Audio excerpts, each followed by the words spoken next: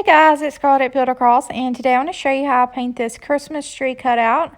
I've gone in first and base coated my tree and my star and my trunk, and I've used limeade for my tree, kernel mustard for my star, and chocolate for my tree trunk.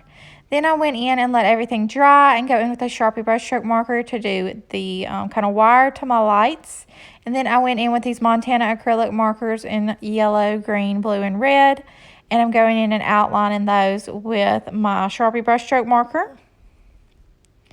And then once I'm done with that, I'm going to go in with cotton, which is Dixie Belle's Whitest White, and a number 4 round. And I'm going to highlight my star and all of my lights.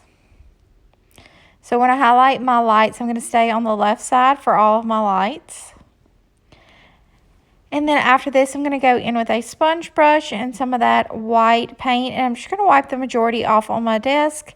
So I want to start with less paint because I can always add more. And then I'm just going to distress the edges of my tree, kind of like snow. And then that will complete my project. I hope you guys enjoy this video and have a great day.